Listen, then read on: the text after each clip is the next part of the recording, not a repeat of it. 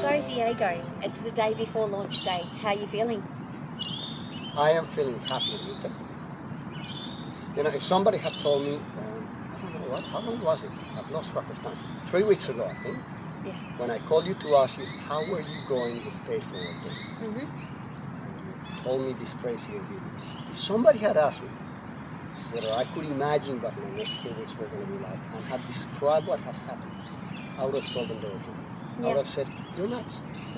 Yeah. I'm the crazy one, not you. Forget it. It's not going to happen. But we're here. It's been amazing. Thank you so much for inviting me to be part of this. Thanks for coming along. I can't believe that after one phone call from Jerry with an idea and people lined up to be interviewed, I had this little slight challenge of having no camera person, no editing, no. There was a little bit of a challenge that you would just volunteer and drive 11 and a half hours to come down and help somebody you've never even met before. I really appreciate that. No, Anita, you know, you've said that a few times that somebody I've never met before, but the truth is actually me. And we've been working for 6 weeks on Paid Forward Day. Yes, I haven't met you face to face, but I knew more about you than I actually know about some of my friends. Huh. And that's part of the reason why I did it. Look, the other parties, I had just finished the project, I had nothing on, and I needed a break. I was coming to Melbourne anyway. I was going to buy a cheap ticket on an airplane instead of driving. But then I decided, why don't I camp along the way? I'll do what I did in 2000 and just drive down, camp along the way, have a break. I thought I was going to be down here filming for 2 or 3 days. Yeah. That turned out a little different. So I've had to adapt a lot to the way. But to me, it was a no-brainer. You needed a break. You needed a hand. I knew you, and I could see the big heart that you have. Why wouldn't I do it? Honestly, I mean, would have been silly not to. This is something that we both, I think, had to do. I think so, yeah. There's something that I still haven't quite gotten. That is that, to me, I started with this as a little project that was part of Paid Forward Day.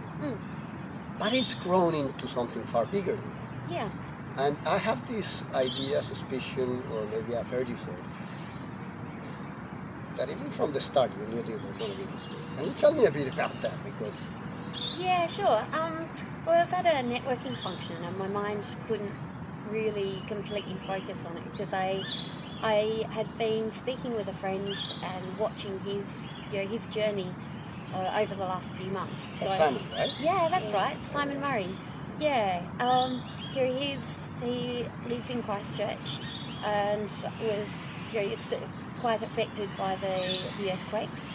And I've just watched he's a man of such steely determination. He's just got such a huge heart and he's such an inspiration to so many people. And he's been out there in the community working so hard. He's done an amazing job. I mean, incredible. I hear he basically, what is it that he's done? This is very tough. What did he do? Like in a few words, what were some of the things that he actually has done?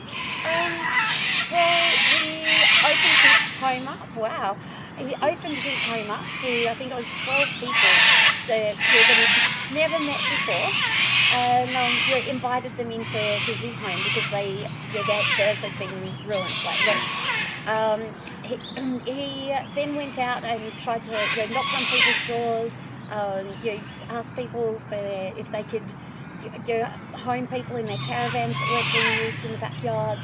He went just over and above in every possible way with creative thinking to be able to help the people. He cancelled all of his work plans, absolutely everything that he had planned for business, and went out on the streets and delivered water, delivered food, delivered basic needs to the people that needed it. When you've said it, the way it sounds to me is he devoted himself wholeheartedly completely to giving people what they needed. Yes, absolutely. That's amazing. So, And but you noticed something, didn't you? Yeah, the one thing that people missing is the emotional support. They have the food, they have the blankets, they have all of that, but there is, it got me thinking about all the other people, in Queensland, there's Christchurch, there's, Japan, the floods in Brazil earlier in the year. There must be so many people that are going through very similar things. They have all their basic needs, hopefully by now met. Yeah. But there seems to be a huge gap with emotional support, and it would be such an emotional time. So I just wanted to put it out there, and what other way but social media could, that's my way that I might be able to do something to help. She's such a smart girl. I mean, seriously, I probably wouldn't have figured out